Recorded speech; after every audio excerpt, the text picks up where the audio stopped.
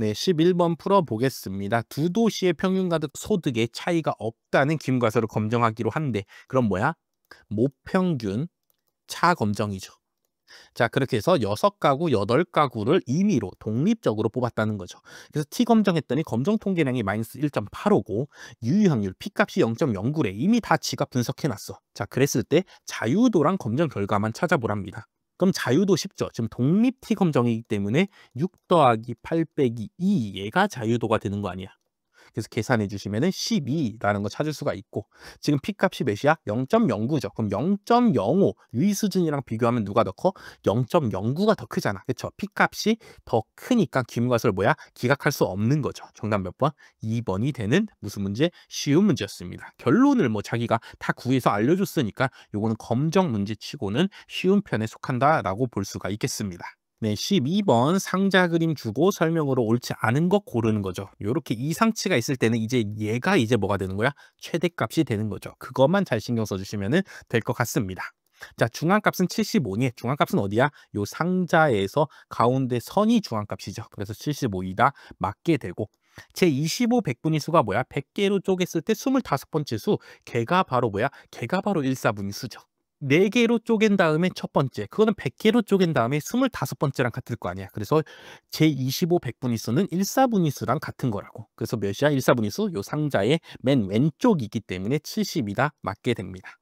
그다음 3, 4분위수는 상자의 오른쪽이니까 80이다 맞고, 범위는 어떻게 구해? 최소에서부터 어디까지? 최대까지 구하는 거라고. 지금 최소값이 몇이야? 65고 최대값이 몇이야? 지금 95도 넘어가잖아. 그렇죠? 95 플러스 알파 값이라고. 그래서 여기서부터 여기까지 거리를 구하게 되면은 30보다도 더 커지겠죠. 근데 30보다 작냐 물어봤으니까 4번이 틀리게 되는 거죠.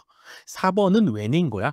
얘가 최대값이라고 너네들이 오해하는 거 아니야 하고 낸 거라고. 근데 이상치가 있는 경우에, 이거는 이상치가 없는, 이상치까지 가기 전 범위에서의 무슨 값이야? 거기서의 최대값이라고. 근데 이상치가 있으면은 최대값 또는 최소값을 뭐 이렇게 동그라미 아니면 별 이렇게 최소 쪽에도 이상치가 있어. 그럼 최소값이 요걸로 이제 뭐 하는 거야? 바뀌게 되는 거죠. 그래서 그거를 잘 신경 써주시길 바라겠습니다. 그래서 신경만 썼다라면 풀 수 있는 쉬운 문제였습니다. 네, 13번 풀어보겠습니다. 13번 2/2 분할표 주고 카이 제곱 검정 통계량 값이랑 검정 결과 구해보랍니다.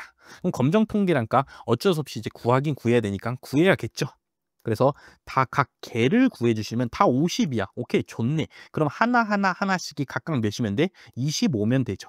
요게 기대도수라고. 다 50, 50, 50이어야 되니까 다 균등하게 나오려면 다 25, 25, 25로 나와줘야 된다고.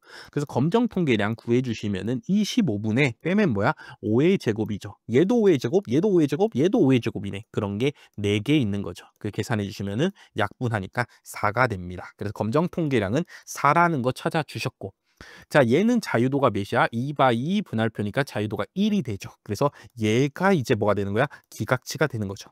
그럼 우리가 구한 검정 통계량은 기각치보다 뭐해? 3.84보다 뭐해? 크잖아. 크니까 뭐야? 기무가설 기각이 되는 거죠. 그래서 이런 식으로 풀면 되는 매우 쉬운 카이제곱 검정 문제였습니다. 네, 14번 확률 분포에 대한 설명 중 옳지 않은 것은 풀어보겠습니다. Z가 표준 정규분포 따라, Z가 요렇게 표준 정규분포 따르면은 마이너스 Z는 무슨 분포 따르냐 요 말이야. Z가 표준 정규분포니까 그냥 마이너스 붙이더라도 정규분포 따르는 거 맞습니다. 평균이 0인데 마이너스 하더라도 뭐야? 0이죠. 그다음 분산 구하면 어떻게 돼? 마이너스 Z의 분산은 요걸 제곱해서 앞으로 나가니까 그냥 원래 Z의 분산 될 거 아니야. 그래서 여전히 마이너스 Z도 뭐야? 표준 정규 분포가 되는 거죠. 그래서 1번이 맞는 문장이다. 또는 그래프적으로 생각했을 때 0에 대해 대칭이잖아. 그럼 플러스에 있던 애들이 마이너스 붙이니까 다들 이사 가서 여기로 가. 마이너스에 있던 애들이 다들 마이너스 붙이니까 이제 플러스가 돼서 여기로 이사 가. 그럼 여전히 무슨 분포? 표준 정규 분포겠죠. 그래서 1번이 맞는 문장이다. 다음 2번 x가 자유도가 10인 t분포 따르고 있어. 그럼 x제곱은 무슨 분포 따르니? t분포 제곱하면 뭐야? f분포 된다고. 그 다음에 여기 있던 10이라는 요 자유도는 어디로 가?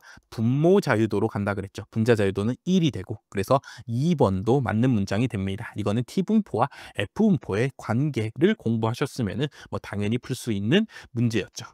다음 3번 x가10, P를 따를 때 10-X는 무슨 분포 따르냐는 거야.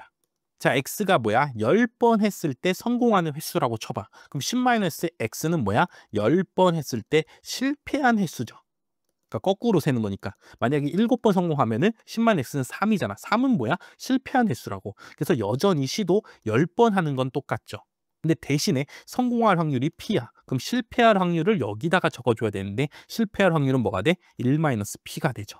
근데 여전히 p가 되냐라고 적어놨기 때문에 3번이 틀려서 정답 3번이 되는 문제였습니다. 그래서 이런 식으로 판단해 주시면 됩니다. 다음 4번, 얘네 둘이 베르누이 분포 따라. 그럼 더한 거는 뭘 따라? 이항 분포 따르죠. 이게 이항 분포의 정의야. 베르누이 분포를 따르는 시행들을 몇 번 반복하라고? 독립적으로 여러 번 반복하게 되면은 그게 뭐가 돼? 이항 분포가 된다는 거죠. 그래서 여기에는 총 시도한 횟수 몇 개야? 2번 시도하죠. 그리고 한 번 할 때마다 성공할 확률 P가 여기 이항 분포의 P로 들어가 주는 거죠. 그래서 요게 바로 이항 분포의 정의가 나는 거 여러분들이 요 문제를 통해서 기억해 주시기 바라겠습니다. 그래서 좀만 문제를 잘 읽고 눈치를 채셨으면은 쉽게 풀 수 있는 문제였습니다. 이게 다 분포의 성질에 대한 것들이니까 요 문제도 당연히 잘 기억해 주시기 바라겠습니다. 네, 15번 x1, x2는 평균이 뮤, 분산이 시그마 제곱이고 그다음에 이미 표본이래. 독립이란 소리죠. 그랬을 때 요거의 기대값 구해보랍니다. 그럼 진짜 전개해. 요렇게 될 거 아니야. 그래서 풀어 써주면은 x1의 제곱 더하기 2x1, x2를 써야 되는데 지금 뭐야? 독립이래매. 독립이면 곱도 뭐 할 수가 있어? 쪼개 써줄 수가 있죠. 요렇게. 자, 이 x1의 제곱 어떻게 구해? x1의 분산은 x1의 제곱의 평균 빼기 평균의 제곱 아니야. 그리고 x1이라는 놈은 여호 모집단에서 나왔으니까 당연히 얘도 분산이 뭐야? 시그마 제곱이고 평균이 뭐야? 뮤가 되는 거죠. 그래서 요 값을 계산해 주시면은 얘 넘겨줬다고 생각하면은 다시 쓰면은 시그마 제곱 플러스 뮤의 제곱이 됩니다. 다시 x1의 평균이 뭐라고? 뮤라고. x2도 당연히 요 모집단에서 나왔으니까 평균이 뭐야? 뮤가 되겠죠. 둘이 곱하니까 뮤 제곱이 됩니다. 그래서 다 계산하고 나면 시그마 제곱 더하기 2뮤 제곱이 되는 거죠. 그럼 정답 몇 번이야? 3번이 되는 거죠.